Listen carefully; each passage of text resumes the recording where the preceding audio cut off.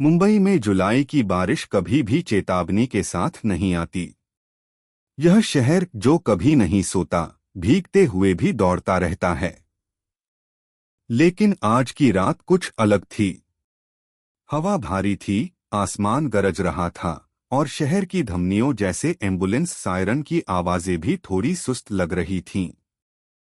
Shri Lakshmi memorial hospital, Dahisar के बाहरी इलाके में स्थित एक मध्यम दर्जे का निजी अस्पताल रात के 3 बजे एक चेतावनी अलार्म से जाग उठा। आपातकालीन स्क्रीन पर चमकती हुई लाइन आई। Female patient approx 45 virus, suspected acute myocardial infarction. No Ayushman card, no financial documents, recommendation deny advanced intervention. Doctor Aarav Mehra, तीसरे मंजिल पर अकेले ड्यूटी पर तैनात आपातकालीन चिकित्सक, अलार्म की आवाज पर चौंके नहीं। यह उनका चौथा नाइट शिफ्ट था इस सप्ताह में। आंखों में थकान थी, लेकिन सोच में एक स्पष्टता। उन्होंने स्क्रीन पढ़ी, पल भर रुके और फिर रिसेप्शन से आई नर्स की कॉल उठाई। सर, केस बाहर है, डॉक्यूमेंट्स नहीं हैं। ऊपर से मैन ऑफिस कह रहा है कि स्टेबलाइज करके रेफर कर दो, नर्स ने धीमे स्वर में कहा। नाम आरव ने पूछा। सविता देशमुख, उम्र करीब 45, साथ में एक बच्चा है, शायद 14 साल का होगा। आरव ने बिना और कुछ पूछे जवाब दिया, लाइए अंदर। उस एक वाक्य ने पूरी नाइट शिफ्ट की दिशा बदल दी। सविता को स्ट्रेचर पर लाया गया। उसके चेहरे पर दर्द की रेखाएं साफ थीं। त्वचा पीली, होठ सूखे और पसीना माथे से बहता हुआ। उसके साथ एक दुबला-पतला लड़का था, आंखों में डर, हाथ में एक फटा हुआ बैग और चुप्पी में डूबा हुआ। अनय देशमुख, सविता का बेटा, इस पल में केवल एक चीज जानता था, उसकी मां सांस ले रही है, लेकिन हर पल वह सांस और कमजोर हो रही है। आरव ने मरीज का पहला मुआयना किया। हार्ट रेट तेज था, बीपी अस्थिर और ईसीजी में सेंट एलिवेशन के संकेत, यानी मामला गंभीर था, एक संभावित हार्ट अटैक। तभी एक और कॉल आई, इस बार अस्पताल के एडमिनिस्ट्रेशन डिपार्टमेंट से। डॉक्टर मेहरा, मरीज के पास न आयुष्मान कार्ड है, न बीपीएल डॉक्यूमेंट्स, न ही कोई पेमेंट गारंटी। हम इसे सिर्फ ऑब्जर्वेशन में रख सकते हैं, 3 घंटे के लिए। कोई एडवांस ट्रीटमेंट नहीं। आरव ने फोन काट दिया बिना कुछ कहे। उन्होंने मरीज के केस पेपर में नोट किया। Initiating emergency protocol under doctors discretionary power, full responsibility assumed. Nurse को देखकर बोले, 4 शुरू कीजिए, कार्डियक मॉनिटर लगाइए और इंजेक्शन स्ट्रेप्टोकिनेस निकालिए। नर्स झिझकी। सर, वो दवा बहुत महंगी है। मैं जानता हूं, आरव ने कहा। मैं साइन करूंगा। दे दीजिए। इतने में सीनियर एडमिनिस्ट्रेटिव ऑफिसर खुद इमरजेंसी में आ पहुंचे। चेहरे पर गंभीरता थी, आवाज में दबाव। डॉक्टर साहब, आप यह जानते हैं कि इस तरह से बिना अनुमति के दवा देना नियमों के खिलाफ है। आरव ने उनकी आंखों में देखा, फिर सविता की ओर, फिर अनय की ओर। अगर आपको लगता है कि मैं रुक जाऊं, तो कृपया इस पेपर पर साइन करें, patient refused care due to administrative policy, और आप उसकी मृत्यु की जिम्मेदारी लें, उन्होंने कागज आगे बढ़ाते हुए कहा। कमरे में सन्नाटा छा गया। कोई साइन नहीं करता। अधिकारी पीछे हट गए। अनय ने वह सब कुछ देखा, उसकी मां जो हर पल कमजोर हो रही थी, एक डॉक्टर जो सबके खिलाफ जाकर लड़ रहा था, और सिस्टम जो खामोश खड़ा था। वो धीमे से रिसेप्शन डेस्क पर गया, एक कागज और पेन मांगा। छोटे छोटे कांपते अक्षरों में उसने लिखा, अगर कोई मेरी मां को बचा सकता है, तो कृपया बचा लीजिए। हमारे पास कुछ नहीं है, लेकिन मैं वादा करता हूं मैं एक दिन लौटकर सब कुछ चुकाऊंगा।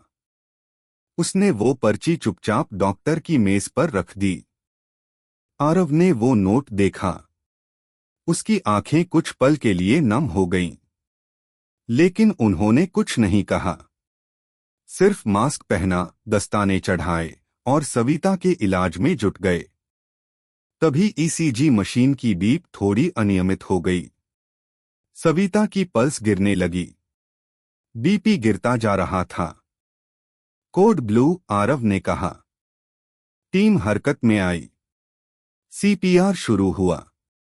डिफिब्रिलेटर चार्ज किया गया। और फिर ईसीजी पर एक सीधी लाइन। सविता का दिल थम गया था। सभी रुके। एक पल के लिए जैसे समय रुक गया। आरव ने डिफिब्रिलेटर उठाया। आंखें शांत थीं, लेकिन अंदर तूफान था। 200 जूल्स क्लियर। पहला झटका। कोई प्रतिक्रिया नहीं। 300 जूल्स क्लियर। दूसरा झटका। ईसीजी ने हलचल की।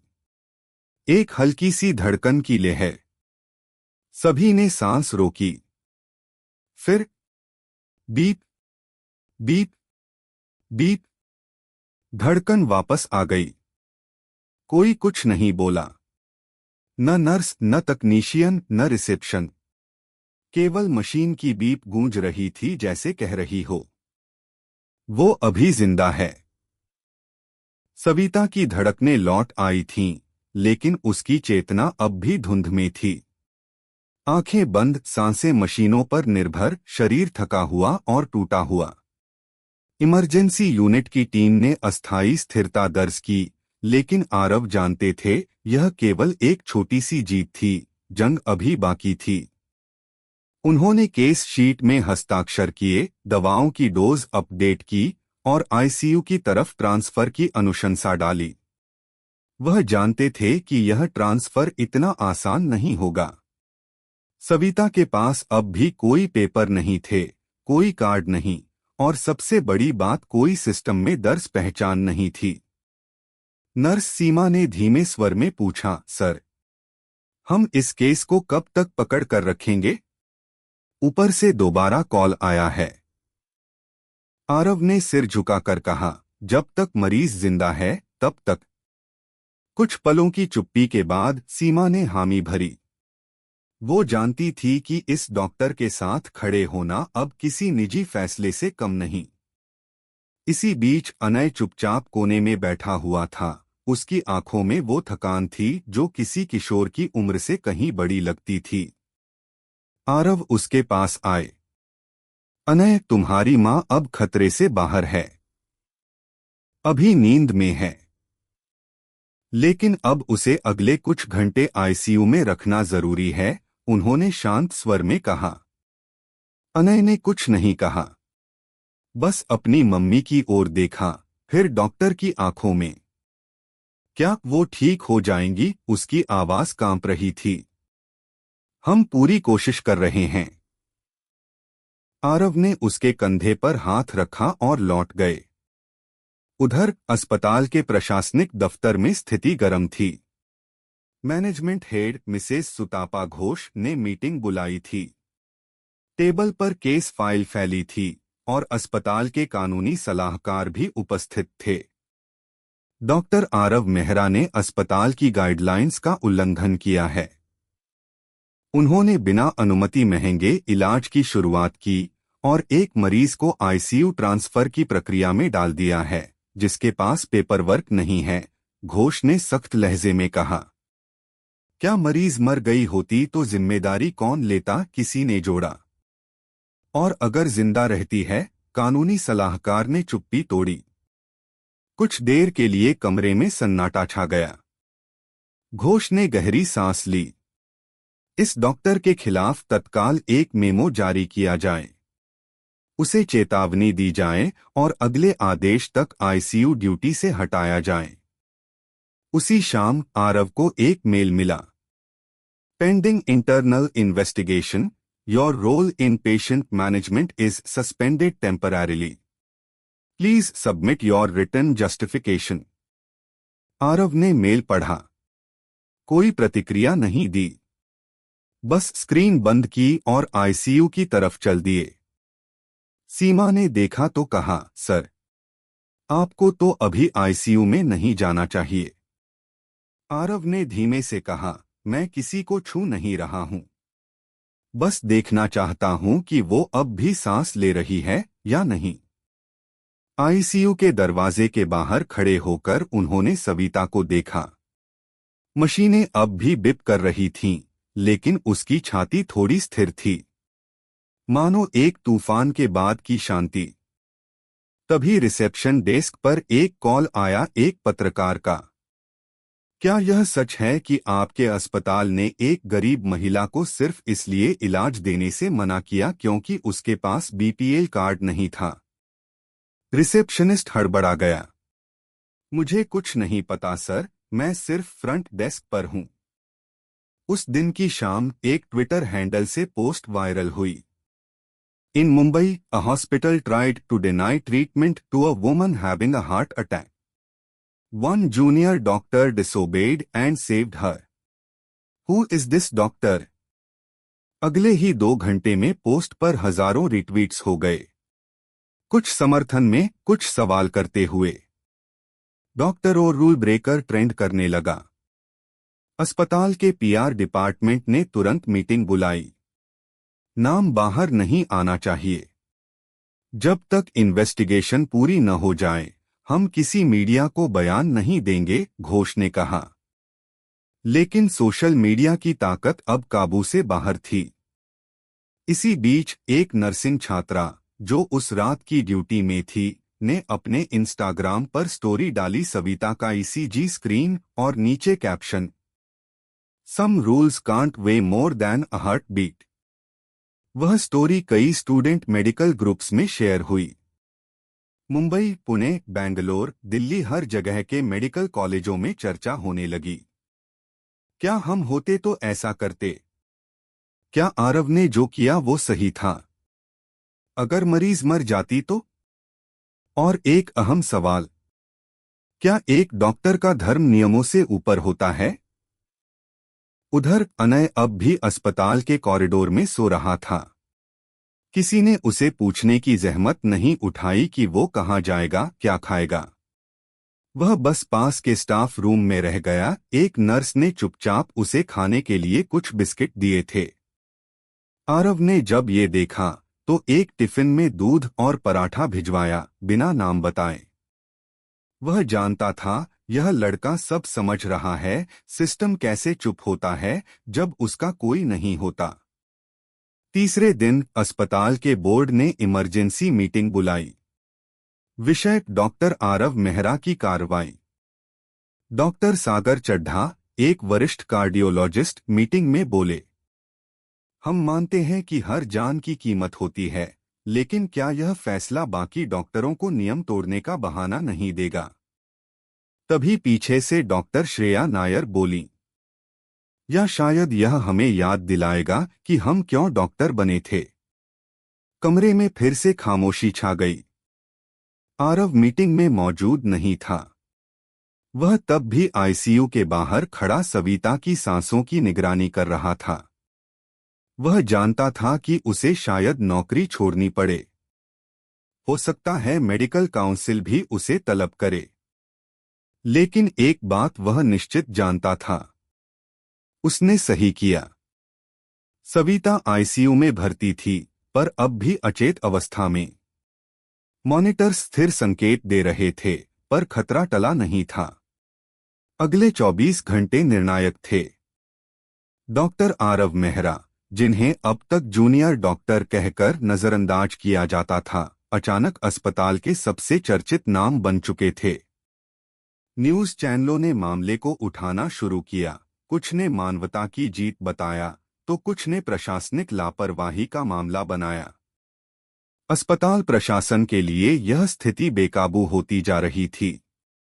पीआर हेड सुतापा घोष ने एक बंद कमरे की बैठक में कहा, हमारे पास 2 विकल्प हैं, या तो डॉक्टर मेहरा को बलि का बकरा बनाएं या फिर पूरी प्रणाली की जिम्मेदारी लें। मैं पहले विकल्प के पक्ष में हूं। कानूनी सलाहकार ने जोड़ा, हमें डॉक्टर मेहरा से एक लिखित कबूलनामा चाहिए जिसमें वह माने कि उन्होंने प्रशासन की जानकारी के बिना उपचार शुरू किया। इससे हम केस को शांत कर सकते हैं। घोष ने हामी भरी। उन्हें एक अंतिम चेतावनी और एक कड़ी अनुशासनात्मक पत्र दे दो। उसी समय डॉक्टर आरव को एचआर विभाग से एक नोटिस प्राप्त हुआ। आपके खिलाफ अनुशासनात्मक कार्रवाई लंबित है। कृपया कल सुबह 10 बजे अनुशासन समिति के समक्ष उपस्थित हों।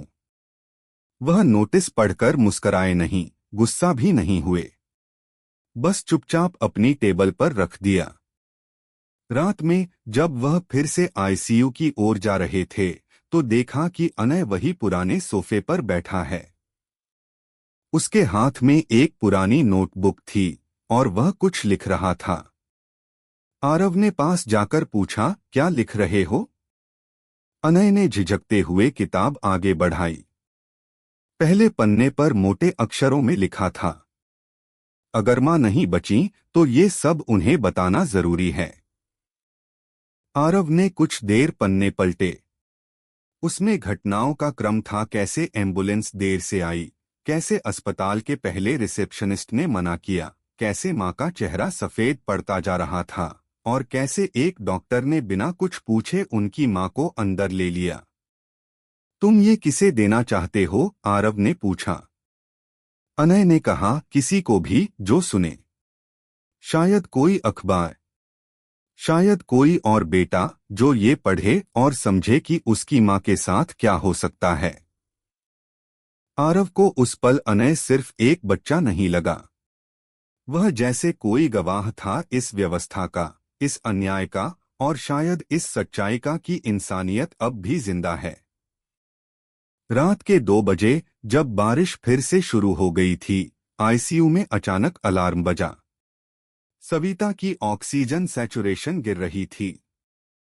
ड्यूटी नर्स ने डॉक्टर को बुलाया, लेकिन चूंकि आरव को आईसीयू में प्रवेश की अनुमति नहीं थी, कोई और डॉक्टर नहीं आया। नर्स ने कॉल किया, सर हम इमरजेंसी में हैं। डॉक्टर देर से पहुंच रहे हैं। क्या आप आरव बिना एक शब्द कहे भागते हुए आईसीयू पहुंचे। अंदर दाखिल होते ही उन्होंने मॉनिटर की जांच की, तुरंत वेंटिलेशन सेटिंग्स एडजस्ट की और एक इंजेक्शन तैयार किया। तभी पीछे से अस्पताल का सुरक्षा गार्ड और एडमिन अधिकारी पहुंच गए। डॉक्टर मेहरा, आप अंदर नहीं आ सकते। ये आपके सस्पेंशन के खिलाफ है। आरव ने बिना पलटे कहा, अगर 1 मिनट और रुका होता तो मरीज मर जाती। सभी चुप। सविता की सैचुरेशन अब स्थिर हो रही थी। मशीन की बीप फिर से नियमित हो चली थी। एडमिन अधिकारी ने कुछ नहीं कहा, बस फॉर्मल एक टिप्पणी डायरी में लिखी, unauthorised ICU entry by suspended doctor. उसी दिन सुबह डॉक्टर आरव अनुशासन समिति के सामने प्रस्तुत हुए। कमरे में 5 वरिष्ठ अधिकारी बैठे थे, जिनमें डॉक्टर सागर चड्ढा भी थे और एक स्वतंत्र कानूनी सलाहकार भी। डॉक्टर चड्ढा ने सीधा सवाल किया, क्या आपको यह स्वीकार है कि आपने बिना अनुमति एक मरीज को आईसीयू में स्थानांतरित किया और महंगी दवाओं का उपयोग किया? आरव ने कहा, जी मैंने किया, क्योंकि वो जरूरी था। मरीज की जान बचाने के लिए और कोई विकल्प नहीं था। और अगर मरीज मर जाती तो भी मैं यही करता, क्योंकि कोशिश करना मेरी जिम्मेदारी थी, हार मानना नहीं। कानूनी सलाहकार ने नोट किया, आप जानते हैं कि इससे अस्पताल के खिलाफ लीगल केस बन सकता है। अगर किसी को केस करना है तो करे, लेकिन मेरी अंतरात्मा जानती है कि मैंने कुछ गलत नहीं किया। सन्नाटा छा गया। डॉक्टर चड्ढा ने अगला सवाल पूछा, क्या आपको लगता है कि हर डॉक्टर को नियम तोड़ने की छूट होनी चाहिए?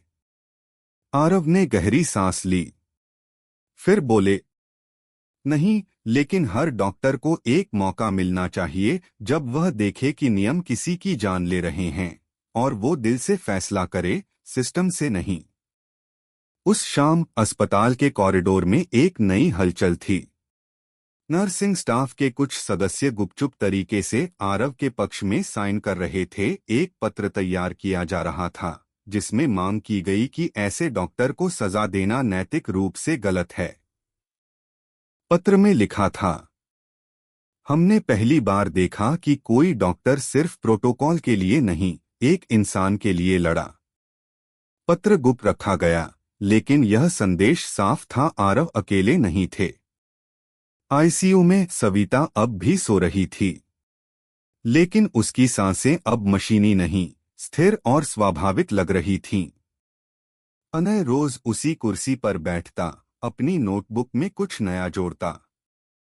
और आरव, वह अब भी हर शिफ्ट में आते, मरीजों को देखते, लेकिन चुपचाप, बिना नाम के, बिना अधिकार के। लेकिन एक अंतर था, अब वह सिर्फ एक डॉक्टर नहीं थे, अब वह एक कहानी बन चुके थे। बारिश अब और तेज हो चुकी थी। अस्पताल की खिड़कियों पर बूंदों की आवाज किसी अनजाने भय का संगीत बना रही थी। सविता आईसीयू में थी, मशीनें अब भी उसकी सांसों को गिन रही थीं। लेकिन एक अजीब सी बेचैनी पूरे वार्ड में फैल रही थी, जैसे कुछ होने वाला हो। डॉक्टर आरव मेहरा को अब भी आधिकारिक रूप से आईसीयू में प्रवेश की अनुमति नहीं थी, लेकिन उन्होंने अस्पताल की छत पर बने छोटे से ब्रेक रूम को अपनी निगरानी की चौकी बना लिया था। हर एक रिपोर्ट, हर एक अपडेट वह फोन के माध्यम से नर्सों से मंगवाते थे। नर्स सीमा ने दोपहर 3 बजे उन्हें फोन किया। सर, बीपी गिर रहा है और पल्स इरेगुलर है। डॉब्यूटामाइन चालू किया? हाँ सर, पर असर नहीं हो रहा। आरव ने कुछ पल चुप रहकर पूछा, क्या कोई वरिष्ठ डॉक्टर वहां है? डॉक्टर अग्रवाल अभी तक नहीं पहुंचे हैं। आरव ने फोन रखा और सीढ़ियों से उतरते हुए आईसीयू की तरफ चल पड़े। तभी अस्पताल के कानूनी अधिकारी मृदुल चक्रवर्ती ने उन्हें रास्ते में रोक लिया। डॉक्टर मेहरा, आपको याद दिलाना आवश्यक है कि आपके खिलाफ जांच लंबित है। आईसीयू में आपकी उपस्थिति नियमों के विरुद्ध है। आरव ने उसकी आंखों में देखते हुए जवाब दिया, और अगर मेरी अनुपस्थिति किसी की जान ले ले तो वह किस नियम के अंतर्गत होगा? बिना उत्तर की प्रतीक्षा किए वह अंदर चले गए। आईसीयू के अंदर का दृश्य अब और भी गंभीर हो गया था। सविता की आंखें अब भी बंद थीं, पर उसकी छाती में उठती गिरती सांसों की गति धीमी हो चुकी थी। मॉनिटर पर ईसीजी की लहरें असंतुलित थीं। अचानक एक तेज बीप, फिर एक सीधी रेखा। ईसीजी फ्लैट हो चुका था। सभी थम गए। नर्स ने हड़बड़ाकर सीपीआर शुरू किया। आरव ने स्थिति को तुरंत समझा। डिफिब्रिलेटर चार्ज करो 200 जूल्स, उन्होंने आदेश दिया। नर्सें असमंजस में थीं। एक ने कहा, सर, हमें लिखित अनुमति चाहिए होगी। आरव ने डिफिब्रिलेटर उठाया। क्लियर। पहला झटका, कोई प्रतिक्रिया नहीं। 300 जूल्स, क्लियर। दूसरा झटका, मॉनिटर पर हल्की सी हलचल, जैसे लहरों के बीच कोई डूबा हुआ शरीर ऊपर आने की कोशिश कर रहा हो। 350 जूल्स, ये आखिरी मौका है। क्लियर। तीसरा झटका, सन्नाटा, फिर एक बीप, और फिर दूसरा। धीरे धीरे ईसीजी पर लहरें लौटने लगीं। कमरे में उपस्थित हर व्यक्ति सांस रोके खड़ा था। नर्स सीमा की आंखों से आंसू बह रहे थे। किसी ने कुछ नहीं कहा। सविता की धड़कनें वापस आ गई थीं। इसी बीच आईसीयू के बाहर सुतापा घोष और मृदुल चक्रवर्ती अपने सुरक्षा अधिकारियों के साथ पहुंचे। घोष ने ऊंची आवाज में कहा, डॉक्टर मेहरा, आप तुरंत बाहर आइए। आपने स्पष्ट रूप से निलंबन की शर्तों का उल्लंघन किया है। आरव बाहर निकले। चेहरा शांत था, आंखों में थकान लेकिन गर्व भी। उन्होंने कहा, अंदर एक महिला जीवित है। अगर मेरी कार्रवाई से उसे जान मिली है तो मैं हर सजा के लिए तैयार हूं।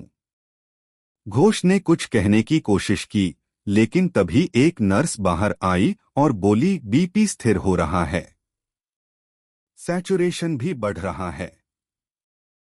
बात वहीं रुक गई। उस शाम अस्पताल की इमारत के बाहर कुछ पत्रकारों की भीड़ जमा हो चुकी थी। किसी ने अंदर की जानकारी लीक कर दी थी कि एक डॉक्टर ने सस्पेंशन के बावजूद एक मरीज की जान बचाई। टीवी चैनलों ने लाइन चलानी शुरू की। मुंबई में डॉक्टर ने नियम तोड़कर बचाई जान। घोष ने पीआर टीम को निर्देश दिया, किसी से बात मत करो, कोई बयान मत दो। लेकिन सोशल मीडिया पर कहानी अब उड़ान भर चुकी थी।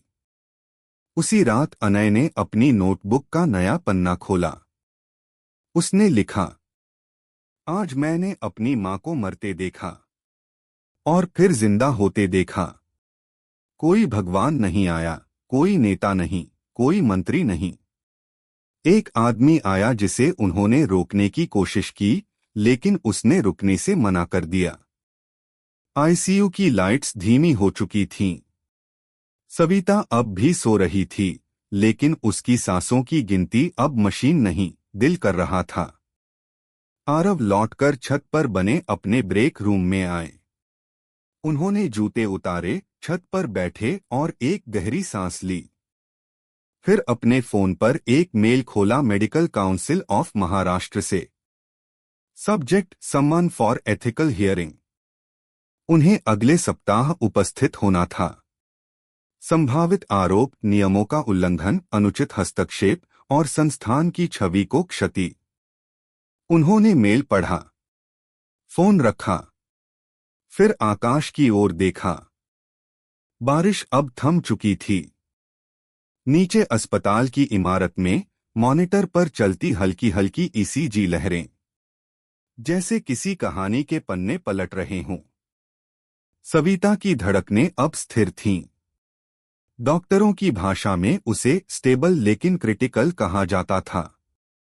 लेकिन आरव के लिए ये जीवन की एक छोटी सी जीत थी, एक ऐसा सत्य जिसे उन्होंने किसी दस्तावेज की मुहर से नहीं, बल्कि अपने हाथों से साबित किया था। पर यह जीत लंबे समय तक शांति नहीं दे सकी। अगली सुबह अस्पताल की अनुशासनात्मक समिति ने एक आपात बैठक बुलाई। विषय स्पष्ट था, डॉक्टर आरव मेहरा द्वारा संस्थान के निलंबन आदेश का उल्लंघन और आईसीयू में बिना अनुमति प्रवेश। बैठक में अस्पताल के प्रमुख निदेशक डॉक्टर राजन माथुर ने कहा, हमारे सामने अब यह प्रश्न नहीं है कि मरीज बची या नहीं। प्रश्न है कि क्या हमारा सिस्टम डॉक्टरों को नियम तोड़ने की छूट देता है। पीआर प्रमुख सुतापा घोष ने तुरंत समर्थन किया, हमने पहले ही देखा है कि कैसे सोशल मीडिया पर हमारा नाम उछाला जा रहा है। अगर हमने इस डॉक्टर के खिलाफ सख्त कदम नहीं उठाया तो आने वाले समय में हर डॉक्टर अपने मन से फैसले लेगा। कुछ वरिष्ठ डॉक्टरों ने आरव के समर्थन में बोलने की कोशिश की, लेकिन वे अल्पमत में रह गए। फैसला लिया गया, डॉक्टर आरव को तत्काल प्रभाव से अस्पताल की सभी सेवाओं से निलंबित किया जाएगा और उनके खिलाफ राज्य चिकित्सा परिषद में औपचारिक शिकायत दर्ज की जाएगी। आरव को यह सूचना उसी समय मेल के साथ लिखित रूप में दी गई। उन्होंने मेल पढ़ा और धीरे से सिर हिलाया। उधर आईसीयू में सविता की हालत में हल्का सुधार दिखाई दे रहा था। वह अब भी बोलने की स्थिति में नहीं थी, लेकिन उसकी आंखें खुलने लगी थीं। पहली बार जब उसने अपनी पलकों को उठाया तो सामने उसका बेटा अनय खड़ा था, आंखों में नींद और उम्मीद दोनों लिए। अनय ने उसकी उंगलियों को छुआ और वो हल्की सी हरकत कर पाई। यह इशारा था कि जीवन अभी बाकी है। इस बीच अस्पताल के बाहर मीडिया का जमावड़ा लग चुका था। रिपोर्टर, कैमरामैन और सोशल मीडिया इन्फ्लुएंसर्स सब इस कहानी को पकड़ना चाहते थे।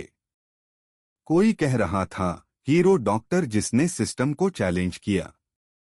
कोई कह रहा था, क्या डॉक्टर को भगवान बनने का अधिकार है? तो कोई कह रहा था, अगर नियम टूटते हैं तो सिस्टम कैसे चलेगा? टेलीविजन चैनलों ने इस मुद्दे को बहस का विषय बना लिया। एक पैनल डिबेट में एंकर ने पूछा, क्या किसी डॉक्टर को यह अधिकार है कि वह नियमों को तोड़े सिर्फ इसलिए कि उसका दिल ऐसा कहता है? एक वरिष्ठ वकील ने जवाब दिया, नहीं। भावनाएं कानून से ऊपर नहीं हो सकती। लेकिन पैनल में बैठे एक युवा डॉक्टर ने बीच में कहा, और क्या हम यह कह सकते हैं कि एक डॉक्टर का धर्म सिर्फ कागजों पर है? अगर एक औरत मर जाती सिर्फ इसलिए कि उसके पास कार्ड नहीं था तो क्या वह मौत कानूनन सही थी? ये प्रश्न अब पूरे देश में गूंजने लगे थे। मुंबई से दिल्ली, लखनऊ से कोलकाता मेडिकल कॉलेजों के छात्र अब इस विषय पर चर्चा कर रहे थे। कई जगहों पर पोस्टर लगे, हम सब आरव हैं, धड़कन कागज से ज्यादा जरूरी है। उधर अनय अब अस्पताल के बाहर बैठा एक नोटबुक लेकर मीडिया से बच रहा था। उसे समझ में नहीं आ रहा था कि उसकी मां की जिंदगी अब बहस का मुद्दा कैसे बन गई है। उसे बस इतना याद था, एक डॉक्टर आया था जब सबने मना कर दिया था। रात के समय आरव अस्पताल से बाहर निकल रहे थे जब एक पत्रकार ने उन्हें रोका। डॉक्टर मेहरा, आपके बारे में देश भर में चर्चा हो रही है। लोग आपको हीरो मान रहे हैं। आप कुछ कहना चाहेंगे? आरव रुके। कुछ पल सोचा, फिर कहा, अगर मैं हीरो हूं तो हर वो डॉक्टर हीरो है जिसने मरीज को देखकर उसकी जेब नहीं देखी। मैं कोई अलग नहीं हूं। मैंने वही किया जो हर डॉक्टर को करना चाहिए, जान बचाना। फिर वो आगे बढ़ गए। कैमरे उनकी पीठ को शूट करते रहे। अगले दिन एक चिट्ठी अस्पताल के कॉरिडोर में चुपचाप चिपकाई गई, बिना नाम के, बिना किसी हस्ताक्षर के। उसमें लिखा था, हमने सालों से सिर्फ फॉर्म भरकर, गाइडलाइन पढ़कर मरीज देखे, लेकिन पहली बार किसी ने हमें याद दिलाया कि हमारी नौकरी धड़कनों से जुड़ी है, प्रोसीजर से नहीं। डॉक्टर आरव ने सिस्टम को नहीं तोड़ा, उन्होंने उसे जिंदा किया। इस पत्र को पढ़कर कुछ लोग मुस्कराए, कुछ चुपचाप आगे बढ़ गए। लेकिन संदेश पहुंच चुका था। उसी शाम मेडिकल काउंसिल ऑफ महाराष्ट्र ने एक प्रेस स्टेटमेंट जारी किया। डॉक्टर आरव मेहरा के खिलाफ प्राथमिक जांच शुरू की जा रही है। यह एक संकेत था कि अब मामला केवल एक अस्पताल की दीवारों तक सीमित नहीं रहेगा। यह अब एक नैतिक युद्ध बन चुका था, एक डॉक्टर और एक सिस्टम के बीच। और कहीं बीच में एक मरीज की धीमी होती धड़कनों में यह कहानी अब भी चल रही थी। सविता आईसीयू में अब भी भर्ती थी, लेकिन उसकी हालत में सुधार के संकेत स्पष्ट थे। मॉनिटर की बीप अब पहले जैसी भयावह नहीं थी, बल्कि एक स्थिर लय में चल रही थी। उसकी पलकों की हर हलचल, उसकी उंगलियों की हर झिलमिलाहट, जैसे जीवन खुद को फिर से लिख रहा हो। लेकिन अस्पताल की दीवारों के बाहर यह जीवन अब एक बहस का कारण बन चुका था। मुंबई के एक स्थानीय अखबार ने फ्रंट पेज पर छापा, बिना पहचान, बिना पैसे, एक औरत, एक बेटा और एक डॉक्टर का जंग। अखबार में सविता की कहानी के साथ साथ अनय की लिखी एक चिट्ठी का भी जिक्र था, जो उसने चुपचाप अस्पताल के रिसेप्शन पर छोड़ी थी। वही चिट्ठी अब वायरल हो चुकी थी। अगर आपकी मां होती तो क्या आप भी इंतजार करते जब तक फॉर्म भरने वाले आते? यह वाक्य किसी सवाल से नहीं, बल्कि एक कटाक्ष से अधिक प्रभावशाली था। सोशल मीडिया पर दो स्पष्ट खेमे बन चुके थे। एक पक्ष डॉक्टर आरव को मसीहा बता रहा था, एक ऐसा डॉक्टर जिसने सिस्टम से ऊपर इंसानियत को रखा। वहीं दूसरा पक्ष कह रहा था, अगर हर डॉक्टर नियम तोड़ने लगे तो कानून का क्या मूल्य रह जाएगा। टीवी डिबेट्स में आवाजें ऊंची होने लगी थीं। एंकर चीख रहे थे, क्या डॉक्टर को भगवान बनने की छूट मिलनी चाहिए? क्या यह मिसाल बाकी डॉक्टरों को नियम तोड़ने की प्रेरणा देगी? या फिर यह बदलाव की शुरुआत है? अस्पताल के भीतर भी यह बहस अब दीवारों तक पहुंच चुकी थी। नर्सिंग स्टाफ दो हिस्सों में बंट गया था। कुछ लोग कह रहे थे कि आरव ने उनका सम्मान बढ़ाया है, कम से कम किसी ने तो वो किया जो दिल ने कहा। वहीं कुछ कह रहे थे, अगर मरीज की हालत और बिगड़ जाती तो क्या होता? सारी जिम्मेदारी हम पर आती। इन्हीं सब के बीच अनय अब एक नन्हा गवाह नहीं रह गया था। उसकी खामोशी अब शब्दों में बदलने लगी थी। एक स्थानीय पत्रकार जब अस्पताल आया तो उसने अनय से बात करने की कोशिश की। बेटा, तुम कुछ कहना चाहोगे? तुम्हारी मां को बचाने वाले डॉक्टर पर कार्रवाई हो रही है। तुम्हारा क्या कहना है? अनय ने सीधे पत्रकार की आंखों में देखा और कहा, जिस दिन सब मना कर रहे थे, उस दिन बस एक आदमी ने मां को इंसान समझा। आज अगर मां जिंदा हैं, तो सिर्फ इसलिए कि उन्होंने डरने से मना कर दिया। अगर वो गलत हैं, तो फिर सही कौन है? यह छोटा सा बयान रातों रात वायरल हो गया। ट्विटर पर #AnaiSpeaks ट्रेंड करने लगा। लोगों ने लिखा, इस बच्चे ने पूरी व्यवस्था को आईना दिखा दिया। अनय की आवाज हर उस मरीज की आवाज है जो कागज के बिना मर जाता है। उधर अस्पताल प्रशासन अब एक गहरे संकट में था। पीआर टीम लगातार दबाव में थी। राष्ट्रीय मीडिया का ध्यान अब सिर्फ सविता पर नहीं, बल्कि अस्पताल के नाम पर भी आ गया था। हर दिन नए कैमरे, नए सवाल और नई मांगें। सुतापा घोष ने एक उच्च स्तरीय बैठक में कहा, हमें कुछ करना होगा। अगर हमने जल्द ही बयान नहीं दिया तो ये मामला नियंत्रण से बाहर हो जाएगा। अस्पताल के निदेशक डॉक्टर राजन माथुर अब तक शांत रहे थे, लेकिन अब उन्होंने भी कहा, हमें सस्पेंशन के फैसले की पुनर्समीक्षा करनी चाहिए। कम से कम यह दिखाने के लिए कि हम पक्षपाती नहीं हैं। लेकिन सुतापा अड़ गईं। अगर हमने पीछे हटना शुरू किया तो बाकी डॉक्टर कल को हर मरीज के लिए अपनी अलग नैतिकता गढ़ेंगे। विवाद अब नैतिकता बनाम प्रणाली बन चुका था। उसी समय मेडिकल कॉलेजों में कुछ छात्रों ने आरव के समर्थन में याचिकाएं शुरू कर दी। एक ऑनलाइन याचिका पर 10,000 से अधिक हस्ताक्षर हो चुके थे। हमें ऐसे डॉक्टर चाहिए जो डरते नहीं, जो जीते जागते इंसानों को देख सकें, न कि सिर्फ फॉर्म और कार्ड।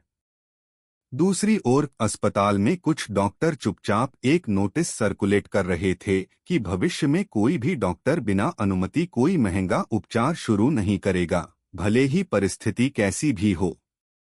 ये एक तरह का बचाव कवच था, नियमों के खिलाफ जाने का कोई इरादा नहीं, और आरव जैसे अपवाद को बाहर रखने की तैयारी।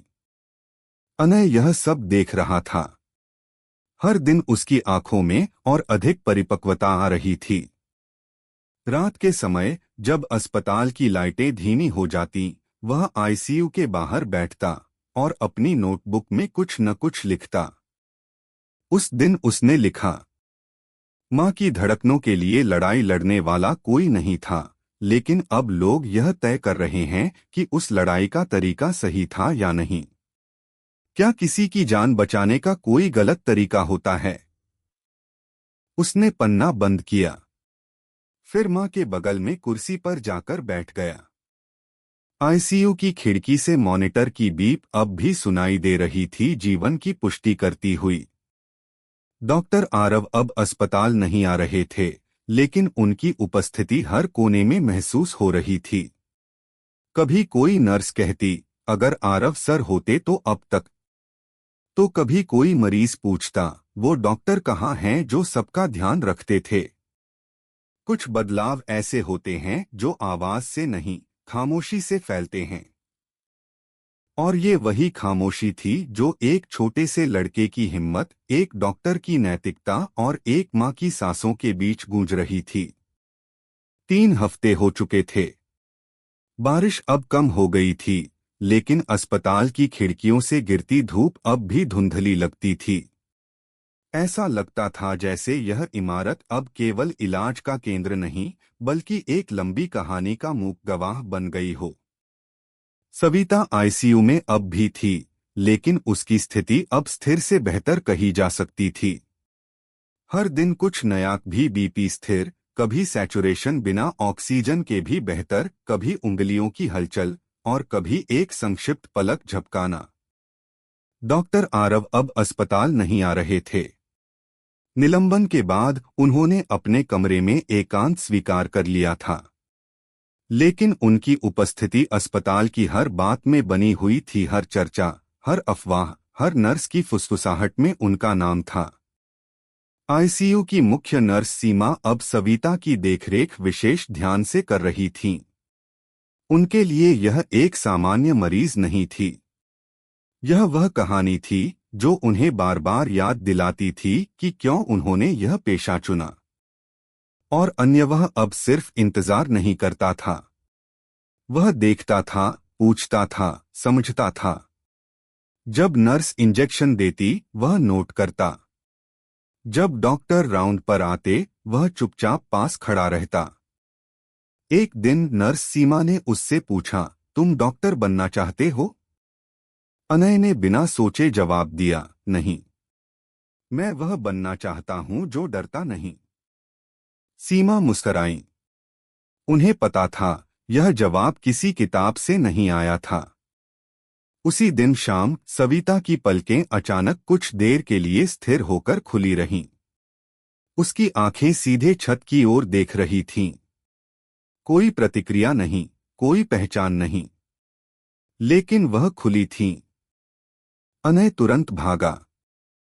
माँ, माँ, क्या आप सुन सकती हैं? सविता की आंखें थोड़ी हिलीं, जैसे कुछ पहचानने की कोशिश कर रही हों। उसके होंठ थोड़ा सा हिले, लेकिन कोई शब्द नहीं निकले। सीमा ने मॉनिटर देखा। दिल की गति स्थिर थी, बीपी सामान्य सीमा में था, और सबसे महत्वपूर्ण, उसकी आंखों में जीवन था। माँ, मैं हूं। अनय, आप वापस आ रही हैं ना? सविता की आंखों से एक धीमा आंसू बहा। वह पहला उत्तर था शब्दों से नहीं, शरीर से नहीं, लेकिन भावना से। सीमा ने रिकॉर्ड में लिखा, patient shows signs of consciousness and emotional response. First tear, first contact. उस रात अनय ने अपनी डायरी में सिर्फ एक वाक्य लिखा, माँ जाग रही हैं। इसका मतलब हेल्डाई अब सिर्फ मेरी नहीं है। इस खबर ने पूरे अस्पताल में ऊर्जा की लहर फैला दी। नर्सें मुस्कुराने लगीं, डॉक्टरों की बारीक नजरें अब आश्वस्त थीं, और यहाँ तक कि कुछ प्रशासकीय अधिकारी भी सन्नाटे में एक दूसरे को देखने लगे। लेकिन सबसे खास था आरव तक यह खबर कैसे पहुंचे। सीमा ने तय किया कि वह खुद फोन करेंगी। रात के 8 बजे उन्होंने आरव को कॉल किया। सर, वह जाग रही हैं। फोन के दूसरी ओर कुछ क्षण की चुप्पी रही। फिर एक धीमी आवाज आई, क्या उसने अनय को पहचाना? वह बोली, नहीं सर, लेकिन उसकी आंखों में सब कुछ था। आरव ने कुछ नहीं कहा। फोन काट दिया। पर अगले दिन सुबह सीमा ने देखा कि आईसीयू के बाहर वही टिफिन रखा था, एक स्टील का डिब्बा जिसमें अनय के लिए 2 पराठे और एक केले का शेक था। कोई नाम नहीं, कोई चिट्ठी नहीं, लेकिन पहचान साफ थी। अनय ने डिब्बा खोला, देखा और बिना कुछ बोले खा लिया। उसने सीमा से नहीं पूछा कि यह किसने भेजा था। अब उसे बताने की जरूरत भी नहीं थी। इसी बीच अस्पताल के बोर्ड मेंबर्स की बैठक फिर से बुलाई गई। इस बार मुद्दा यह था कि स्विता के केस की स्थिति को सार्वजनिक करना चाहिए या नहीं। पीआर टीम चाहती थी कि सविता के स्वस्थ होने की खबर को प्रेस स्टेटमेंट के रूप में जारी किया जाए, ताकि यह स्पष्ट हो कि संस्थान ने हर संभव प्रयास किया। लेकिन बोर्ड के एक युवा सदस्य डॉक्टर अमेय सिन्हा ने कहा, अगर हम इसे संस्थान की सफलता बताएंगे तो हम उन डॉक्टरों को झूठा साबित कर रहे होंगे जिन्होंने सच में संघर्ष किया। बहस लंबी चली। अंत में तय हुआ कोई प्रेस स्टेटमेंट नहीं दिया जाएगा। बस एक सामान्य हेल्थ बुलेटिन जारी किया जाएगा जिसमें सविता की हालत को सुधारशील बताया जाएगा। बाहर की दुनिया में अनगिनत लोग अब भी यह जानना चाहते थे कि डॉक्टर आरव कहाँ हैं और क्या वे फिर से मरीजों का इलाज करेंगे। एक मेडिकल ब्लॉगर ने लिखा, हमारे बीच अगर आरव जैसे डॉक्टर एक भी हों तो शायद मेडिकल सिस्टम में फिर से इंसानियत सांस ले सकती है। और इस सब के बीच सविता के भीतर कुछ और ही चल रहा था। वह अब धीरे धीरे बात करने लगी थी, भले शब्द अस्पष्ट, फिर नाम। सबसे पहले जो नाम उसने बोला वह था अनय। अनय की आंखों से आंसू बह निकले।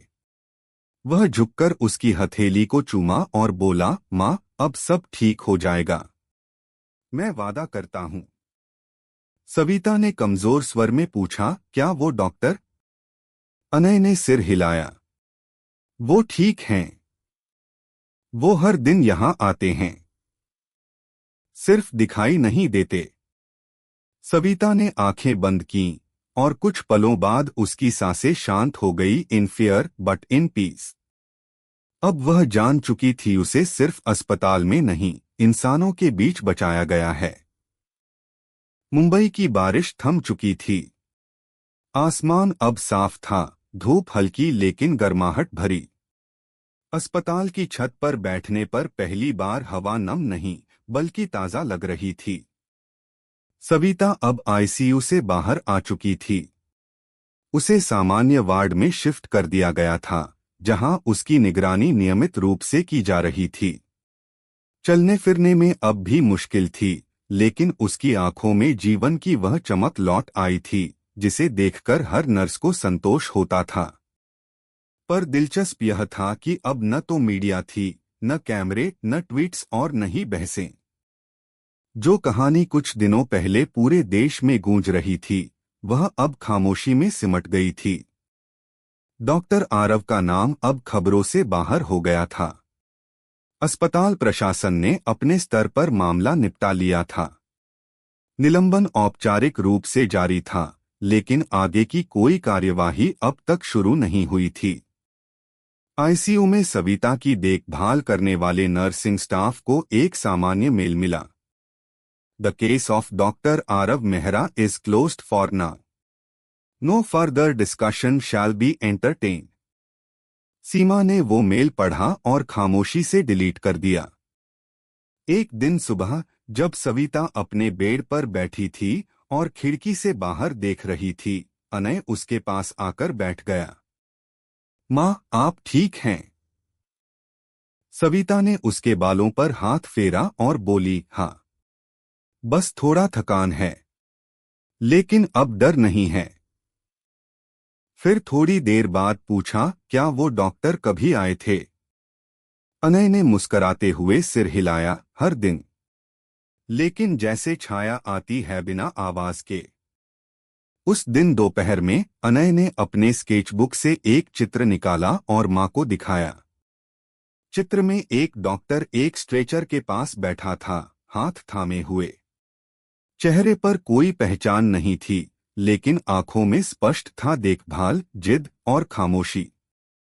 नीचे छोटे अक्षरों में लिखा था, वो बोलते कम थे लेकिन जान बचा लेते थे। सविता ने चित्र को देखा और फिर आंखें बंद कर लीं। शायद वह कुछ याद कर रही थी, शायद वह क्षण जब सब कुछ खत्म हो रहा था और फिर अचानक सब कुछ वापस लौटा था। अस्पताल के स्टाफ रूम में अब भी कभी-कभी डॉक्टर आरव की चर्चा होती थी। कोई कहता उन्होंने तो बस इंसानियत दिखाई, कोई दूसरा जोड़ता पर सिस्टम को कैसे चलेगा अगर हर कोई अपने दिल की माने। लेकिन अब ये चर्चाएं धीरे धीरे कम हो रही थीं। पर कुछ लोग अब भी उन्हें याद रखते थे, जैसे कि नई बैच की नर्सिंग ट्रेनीज। जब उन्हें पेशे के पहले नियम समझाए जाते थे तो कोई वरिष्ठ नर्स धीरे से जोड़ देती थी, एक बार यहाँ एक डॉक्टर था जिसने नियम तोड़े लेकिन किसी की मां को वापस लाया। अनय अब अस्पताल की लाइब्रेरी में जाकर किताबें पढ़ने लगा था, शरीर की रचना, प्राथमिक चिकित्सा, मेडिकल नैतिकता। सीमा ने एक दिन पूछा, डॉक्टर बनना तय कर लिया क्या? अनय ने मुस्कुराकर जवाब दिया, नहीं। पर अगर किसी और की मां को बचाना हो तो समझ तो होनी चाहिए। इधर डॉक्टर आरव शहर में नहीं थे। उन्होंने छुट्टी ले ली थी, किसी को बताया नहीं कि कहाँ गए। बस एक दिन उनका मेल आया था अस्पताल के HR विभाग में। I need time but I'll be back when I am needed, not when I am allowed. किसी ने जवाब नहीं दिया, शायद जरूरत भी नहीं थी। कुछ दिनों बाद मेडिकल कॉलेज के एक सेमिनार में मेडिकल एथिक्स पर चर्चा हो रही थी। प्रोफेसर ने केस स्टडी के तौर पर सविता का मामला प्रस्तुत किया, बिना नाम बिना स्थान बताए। प्रश्न वही था, क्या एक डॉक्टर को अधिकार है कि वह नियमों को तोड़कर किसी की जान बचाए? क्लास में एक लंबा सन्नाटा रहा। फिर एक छात्र ने कहा, अगर उस समय नियम किसी की सांसों के बीच आ जाए तो क्या वह नियम वाकई जिंदा रहने लायक है? प्रोफेसर ने सिर झुकाया। कुछ उत्तर ऐसे होते हैं जो परीक्षा में नहीं, अनुभव में पास होते हैं। अस्पताल में अब सब कुछ सामान्य चल रहा था। वही ड्यूटी, वही मरीज, वही प्रक्रियाएं। लेकिन एक कोना अब भी बदल गया था, वो खामोश कोना जहां कभी आरव खड़ा होकर सविता को दूर से देखता था। वहीं एक नर्स ने एक दिन देखा, दीवार पर कुछ नया लिखा था। कोई पोस्टर नहीं, कोई ग्राफ नहीं, बस हाथ से लिखा एक वाक्य, जब नियम चुप हो जाएं, तब इंसान की धड़कन सबसे ऊंची आवाज होती है। किसने लिखा कोई नहीं जानता, लेकिन सभी पढ़ते रहे। और उस दिन जब सविता को अस्पताल से छुट्टी मिली, तब न कोई कैमरा था, न कोई पत्रकार। बस एक व्हीलचेयर, एक बेटा जो मां का हाथ थामे हुए था, और कुछ नर्सें जो चुपचाप मुस्करा रही थीं। जाते जाते अनय ने रिसेप्शन पर रुककर एक लिफाफा थमाया। उसमें वही चित्र था, डॉक्टर की छवि वाला। पीछे एक छोटा सा नोट, कभी मिले तो कहना माने अब फिर से सांस लेना शुरू किया है। और हम शुक्रगुजार हैं, बिना किसी दस्तावेज के भी।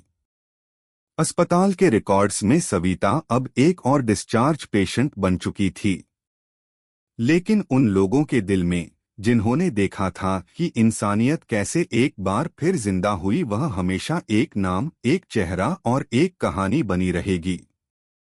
मुंबई से कुछ 100 किलोमीटर दूर सह्याद्री की पहाड़ियों में एक छोटा सा गांव था, खामोश, हरियाली से भरा और शहर की भीड़भाड़ से बिल्कुल उलट। वहीं एक पुराना गेस्ट हाउस था, जो अब सिर्फ एक कमरा और एक बरामदा ही इस्तेमाल करने लायक बचा था। वहीं था डॉक्टर आरव मेहरा। वह सुबह सुबह उठते, बरामदे में बैठकर चाय पीते और अपनी डायरी में 2-3 लाइनें लिखते। न मोबाइल की घंटी, न हॉस्पिटल की चिट्ठियां, न किसी मीडिया की मांग। यह वह जगह थी जहां उन्होंने न तो मरीज बचाया, न ही कोई बहस लड़ी, यहां उन्होंने बस खुद से बातें करना सीखा। एक दिन गांव के स्कूल का एक बच्चा गिरकर चोटिल हो गया। गांव वाले उसे पास के आयुर्वेदिक दवाखाने ले गए, लेकिन कोई विशेष इलाज नहीं था। किसी ने कहा, यहाँ एक शहर का डॉक्टर आया है, उससे पूछो। बच्चे को लेकर वे आरव के पास आए। आरव ने देखा, घुटने में हल्की फ्रैक्चर है। उन्होंने मुस्कुराकर कहा, इसे अस्पताल ले जाना चाहिए, लेकिन तब तक मैं इसे बांध देता हूं। कपड़े से पट्टी बांधी, हल्का एंटीसेप्टिक लगाया और बच्चे को चॉकलेट थमाई। बच्चे की मां ने झुककर धन्यवाद कहा। आरव ने धीमे स्वर में कहा, कागज नहीं चाहिए। वो हंस पड़ी। डॉक्टर साहब, यहां सिर्फ इंसान हैं, कागज नहीं। उस वाक्य में कुछ था जो बहुत गहरे छू गया। उसी रात आरव ने अपनी डायरी में लिखा, जहां पहचान जरूरी नहीं होती, वहां इंसानियत आसान हो जाती है। इधर मुंबई में सविता और अनय अब घर लौट चुके थे। उनका छोटा सा किराए का कमरा पहले जैसा ही था। 2 कुर्सियां, एक पुराना स्टोव और दीवार पर एक भगवान शिव की तस्वीर। लेकिन अब उसमें कुछ नया था। एक ताकत, एक शांति और एक भरोसा की जिंदगी अब रुकने वाली नहीं है। अनय ने स्कूल वापस जाना शुरू कर दिया था। स्कूल के एक प्रोजेक्ट में जब पूछा गया, आप बड़े होकर क्या बनना चाहते हैं, तो उसने जवाब में लिखा, मैं वो बनना चाहता हूं जो किसी की मां को मरने से रोक सके, कागजों के बिना भी। उसके शिक्षक ने उसे अलग से बुलाया और पूछा, तुमने ये कहां से सीखा? अनय ने बिना झिझक जवाब दिया, एक बार किसी ने डर के बावजूद सही किया था। मैं बस वही दोहराना चाहता हूं। उसके शब्द छोटे थे, पर असर बड़ा। उधर अस्पताल में भी कुछ परिवर्तन शुरू हो गए थे। एक इन हाउस टीम बनाई गई थी जो उन मामलों की समीक्षा करेगी जहां मरीजों के पास उचित दस्तावेज नहीं होते और स्थिति आपात होती है। इस टीम को एक नया नाम दिया गया था, मानव दृष्टिकोण समिति। सीमा, जो अब वरिष्ठ नर्स बन चुकी थीं, उस समिति की स्थायी सदस्य थीं। पहली बैठक में उसने कहा, हमारे पास एक सिस्टम है, लेकिन सिस्टम से पहले एक दिल होता है। अगर वह काम नहीं कर रहा, तो बाकी सब बेकार है। बैठक में चुप्पी थी, पर सिर हिलते दिखे। इसी बीच मेडिकल काउंसिल ऑफ महाराष्ट्र की ओर से एक चिट्ठी डॉक्टर आरव को भेजी गई। उसमें लिखा था, आपके खिलाफ अनुशासनात्मक मामला पर्याप्त सबूतों के अभाव में बंद किया जाता है। आप चाहें तो पुनः पंजीकरण हेतु आवेदन कर सकते हैं। उस चिट्ठी के साथ एक दूसरा पत्र भी था, छात्रों की ओर से। छोटे छोटे हस्ताक्षर, कुछ रंगीन इंक में, कुछ पेंसिल से, और बीच में एक नोट, हम अब डरते नहीं हैं, क्योंकि आपने कभी नहीं डरे। लौट आइए, हमें अभी भी सिखाना बाकी है। आरव ने दोनों पत्र एक साथ टेबल पर रखे। फिर बरामदे में जाकर पहाड़ों की तरफ देखा। शायद लौटने का वक्त आ गया था। 2 हफ्ते बाद मुंबई के एक छोटे सरकारी अस्पताल में एक नई नियुक्ति हुई, एक अंशकालिक सलाहकार डॉक्टर जो इमरजेंसी वार्ड के क्रिटिकल केयर सेक्शन में काम करेगा। नाम डॉक्टर आरव मेहरा। उन्होंने शर्त रखी थी, कोई भाषण नहीं, कोई स्वागत नहीं, सिर्फ एक आईडी कार्ड और काम करने की आजादी। अस्पताल ने स्वीकार कर लिया। पहले ही दिन जब वे अस्पताल पहुंचे तो एक नर्स ने पूछा, सर आप थकते नहीं? आरव ने हल्की मुस्कान के साथ कहा, अगर धड़कन चल रही हो तो थकान नहीं आती। अस्पताल के एक कोने में एक पुरानी नोटिस बोर्ड पर किसी ने फिर से एक छोटा सा कागज चिपकाया था, वो लौट आए हैं। अब फिर से उम्मीद जिंदा है। मुंबई के उस सरकारी अस्पताल में सुबह की शुरुआत सामान्य थी। एम्बुलेंस आ रही थी, मरीज लाइन में खड़े थे और नर्सें कागजों में उलझी हुई थीं। लेकिन इमरजेंसी वार्ड के एक कोने में कुछ अलग सा चल रहा था। एक छोटा बच्चा, करीब 9 साल का, अपनी मां का हाथ थामे बैठा था। मां के सीने में दर्द था और रिसेप्शनिस्ट ने कहा था, पहले कार्ड दिखाइए। बच्चा डर गया था। मां की सांसें भारी हो रही थीं और लाइन लंबी थी। तभी एक डॉक्टर आया, सादा कुर्ता पायजामा, गर्दन में स्टेथोस्कोप और आंखों में वही जानी पहचानी सी दृढ़ता। उसने झुककर पूछा, क्या दर्द तेज हो रहा है? बच्चे ने बस सिर हिलाया। डॉक्टर ने बिना कुछ कहे मां को स्ट्रेचर पर लिटवाया और सीधे इमरजेंसी कक्ष में ले गया। कोई रोक नहीं पाया। वो डॉक्टर आरव मेहरा थे। कुछ ही मिनटों में ईसीजी, ऑक्सीजन और आवश्यक दवाएं शुरू हो चुकी थीं। मां की सांसें स्थिर होने लगी थीं। बाहर खड़े लोग देख रहे थे, कुछ पहचानते थे, कुछ नहीं। लेकिन सभी को पता था, यह कोई साधारण डॉक्टर नहीं था। उसी दिन शाम को अस्पताल की मानव दृष्टिकोण समिति ने पहली बार एक केस को नियमों से पहले मानव परिस्थिति के आधार पर स्वीकृति दी। यह छोटा सा बदलाव था, लेकिन बहुत कुछ बदलने की शुरुआत। उधर अनय अब एक नए स्कूल में पढ़ रहा था। उसकी मां सविता पूरी तरह से स्वस्थ तो नहीं थीं, लेकिन आत्मविश्वास से भरी थीं। उन्होंने घर के पास एक छोटी सी सिलाई की दुकान खोली थी और मोहल्ले की औरतों को मुफ्त में सिलाई सिखाना शुरू किया था। एक दिन जब स्कूल में प्रेरणा दिवस मनाया जा रहा था, तो अनय को मंच पर बुलाया गया। विषय था, वह व्यक्ति जिसने आपकी सोच बदल दी। अनय ने माइक पकड़ा और बिना किसी तैयारी के बोला, मैं एक ऐसे डॉक्टर से मिला था जिसने मेरी मां को मरने नहीं दिया जब सबने मना कर दिया था। उसने मुझसे कुछ नहीं मांगा, न पैसे, न नाम, न तारीफ। उसने बस मुझे इंसान बनना सिखाया। पूरा हॉल शांत था। अनय ने जोड़ा, अब जब भी कोई पूछता है कि मैं बड़ा होकर क्या बनूंगा, तो मैं कहता हूं, मैं बनूंगा वो जो कभी पीछे नहीं हटेगा जब किसी को जरूरत होगी। बाकी क्या कहलाता है, उससे फर्क नहीं पड़ता। तालियां बजीं। लेकिन उससे ज्यादा कुछ आंखों में पानी था। कहानी वहीं खत्म नहीं हुई। एक वर्ष बाद जब आरव को अस्पताल के एक कार्यक्रम में विशेष योगदान के लिए आमंत्रित किया गया, तो उन्होंने मंच पर आकर कुछ नहीं कहा। उन्होंने बस एक नोट पढ़ा जो उन्हें रिसेप्शन पर मिला था। उस पर लिखा था, आज फिर मेरी मां को अस्पताल लाया गया, लेकिन अब डर नहीं लगता, क्योंकि अब हम जानते हैं डॉक्टरों में अब भी इंसान बाकी हैं। आरव ने वह नोट पढ़ा, जेब में रखा और मंच से उतर गए। कार्यक्रम में आए पत्रकारों ने पूछा, डॉक्टर मेहरा, आपको आज भी हीरो कहा जाता है, क्या आप खुद को ऐसा मानते हैं? आरव ने सिर हिलाया। अगर किसी की मां की सांस चलती रहे तो हीरो शब्द की जरूरत नहीं पड़ती। वहां बस इंसान चाहिए होते हैं और हम सब वह बन सकते हैं।